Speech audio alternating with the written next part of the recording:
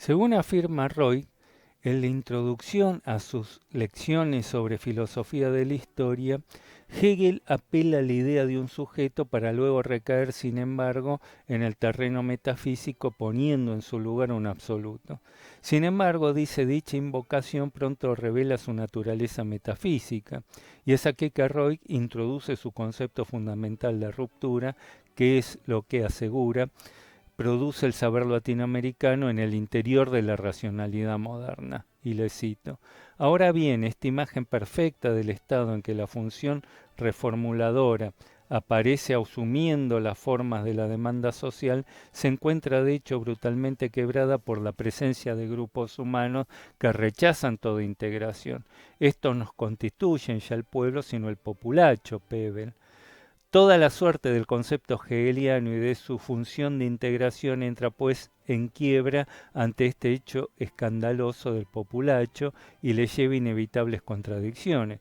De este modo, el concepto que en la lógica hegeliana cumple tan solo una función de integración viene a exigir en nombre de tal integración un acto de ruptura.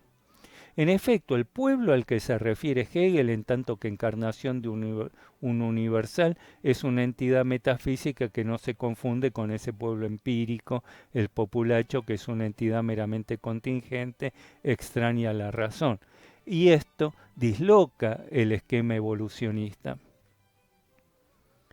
Como señala Roy, la introducción de la idea de populacho fisura el absoluto de la razón, abriendo una cuña entre el ser y el deber ser, entre el a priori y el a posteriori. Ahora, lo mismo ocurre en las filosofías de la identidad latinoamericana con la introducción de la idea de alienación. En dicho caso, el ser latinoamericano al que éstas invocan tampoco se confundirá ya con aquellos sujetos empíricos, ignorantes de su auténtico ser. La idea de alienación, que es aquella en la que se sostiene esta filosofía, resulta así al mismo tiempo destructiva de la misma, opera en ello un efecto de ruptura análogo al que produce la introducción del concepto de populacho en el discurso hegeliano, como señala Roy, sin alcanzar a percibir, sin embargo, cómo esto mismo se replica en su propio discurso. Lo cierto es que por un lado esto es necesariamente así, porque de lo contrario, de no encontrarse el pueblo en tal estado de alienación, el proyecto emancipador carecería de sentido, perdería su objeto.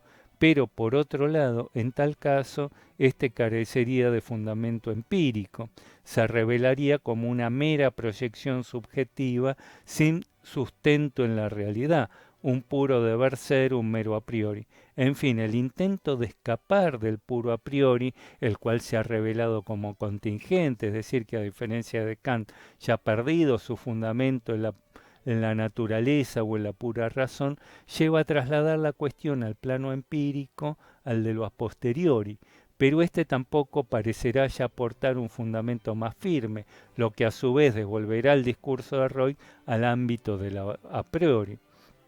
Repasemos entonces lo visto hasta aquí. En primer lugar, Roy afirma que la conformación de un pueblo, la reducción de la pluralidad de individuos al todo de la comunidad, no es algo que surja de la realidad, que se trate de una mera comprobación empírica, sino que presupone la existencia de un determinado horizonte de comprensión desde el cual identificar al mismo, concebir su esencia, su sentido, que es aquello que le confiere una identidad como tal. Este pues nos coloca en el plano de lo a priori. La pregunta que esto hace surgir es cómo se constituye a su vez ese mismo horizonte de comprensión. Y es aquí que se produce la inversión de su argumento. Así como la conformación de un pueblo presupone un determinado horizonte de comprensión, este a su vez presupone la existencia de un pueblo. No se trata de una racionalidad abstracta, sino que es la emanación concreta de un determinado tipo de sujeto. Pero esto nos devuelve entonces a la pregunta de cómo se constituye ese pueblo del cual emana ese horizonte de sentido. La respuesta en este caso es que este será un producto histórico. Se confiará hacia la historia a romper esa circularidad entre lo a priori y lo a posteriori. Esta sería la encargada de constituir por sí ese sujeto, conferirle una identidad, proveerle un sentido unitario a su desenvolvimiento. El problema es que, como vimos, este concepto evolucionista teleológico de la historia propio del siglo XIX ya para entonces había perdido su suelo conceptual. Todo el discurso de Roy, de hecho, se funda sobre el supuesto de la quiebra del mismo, que es lo que lo lleva justamente a postular la idea de la que parte su argumento, esto es, que la conformación de un pueblo requiere de un a priori, supone un determinado horizonte de comprensión. La idea de horizonte de comprensión que Roy toma de Dilthey nace precisamente de la disolución del concepto evolucionista de la historia. En todo caso, ambos argumentos resultan contradictorios entre sí. O bien el horizonte de comprensión es el que constituye al sujeto, o bien es el sujeto el que constituye al horizonte de comprensión. Llegado a este punto, la única solución que queda consistirá en desdoblar los planos, plantear la existencia de dos órdenes de subjetividad, que es lo que va a postular la fenomenología. Por un lado estaría el sujeto tético, el cual toma una identidad determinada en el interior de un sistema de referencias, y por otro lado una subjetividad interior, una subjetividad anterior a la constitución del sujeto, un ser el cual se situaría en un ámbito más primitivo de realidad de la cual emanan los sentidos de realidad. Pero la vertiente historicista no puede aceptar esto, puesto que ello supone para esta una recaída en el terreno metafísico, es decir, en aquello justamente que le cuestiona la vertiente fenomenológica. Y esto lo lleva así a insistir en afirmarse en un concepto de historia que sin embargo no resultaba ya sostenible. Por entonces estaba claro que la historia no habla por sí misma, que alguien debe hablar por ella, revelarnos cuál es ese supuesto sentido, la lógica que la preside. Debe forzarla a decir su verdad. Y esto nos devuelve al punto de partida, aunque la cuestión ahora ya no es la de cómo reducir la pluralidad de sujetos al todo del pueblo, sino otra distinta pero análoga. En este caso de lo que se trata es cómo se produce la reducción de la pluralidad de acontecimientos singulares en la unidad de la historia. Y esto es lo que supone a su vez un horizonte de comprensión, con lo que volvemos al punto de partida. Quebrado los supuestos de orden teleológico, la apelación a la historia solo traslada la cuestión a otro terreno, del a priori a lo posteriori, en el que tampoco encuentra ya una solución. En suma, la vertiente historicista se rehúsa a producir un escape hacia la trascendencia, invocando la idea de alguna suerte de entidad metafísica, un ser inmaterial, ahistórico, pero tampoco puede ya reposar sobre una teleología histórica que había perdido, como decíamos, su suelo conceptual y se había vuelto insostenible. Y esto, como vimos, termina encerrándolo en un círculo argumentativo, en una oscilación perpetua entre el a priori y el a posteriori.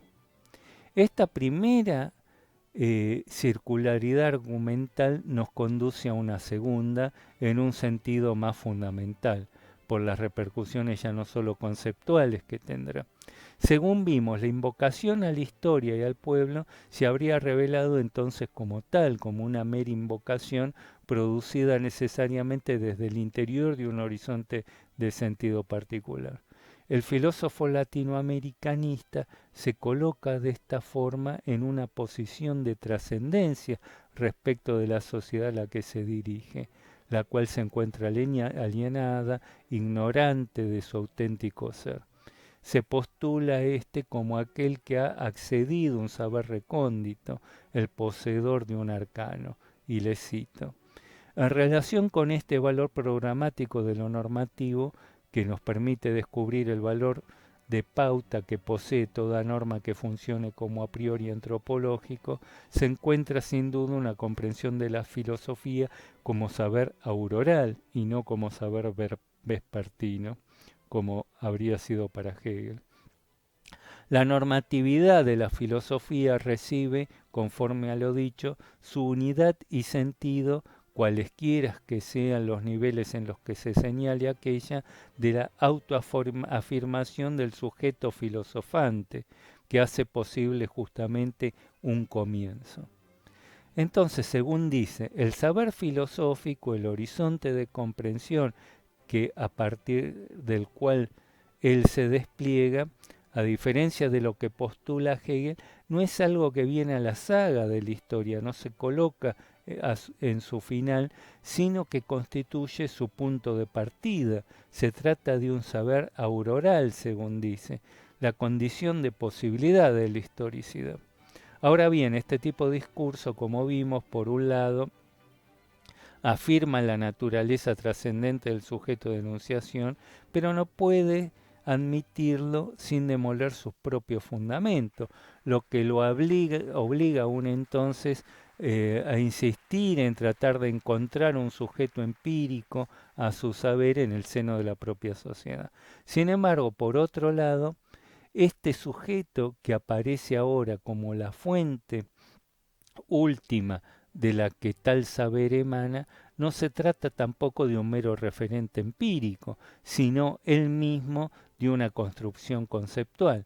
El a priori aparece así como un puro a priori, fundado exclusivamente en la pura subjetividad de quien lo enuncia, el cual no puede ser sin contradicción el propio pueblo, ese sujeto empírico sumergido en un estado de alienación, sino en última instancia el propio filósofo latinoamericanista. Este así se convierte en el auténtico sujeto y la filosofía latinoamericana se revela como en última instancia un discurso acerca de sí misma, quedando atrapada en el círculo de su propia lógica autorreferencial. Lo que se produce aquí es, parafraseando a Levinas, la curvatura de su espacio de reflexión. El discurso latinoamericanista se pliega sobre sí mismo, se convierte en su propio objeto. De hecho, todas las reconstrucciones históricas que realiza Roig no nos hablan más que de sí, de su propia genealogía. El punto es que sólo de este modo es que este tipo de discurso puede producir un cierto efecto de clausura lógico. Este termina así encontrando en su punto de llegada efectivo lo que él mismo había instaurado en su comienzo como un proyecto suyo, del cual a su vez ese mismo saber afirmará tomar su sentido y su fundamento. Vemos entonces cómo la circularidad argumentativa entre lo a priori y lo a posteriori se despliega simultáneamente en dos planos, el del discurso objeto y en el del metadiscurso, en el plano de lo referido y en el de la referencia.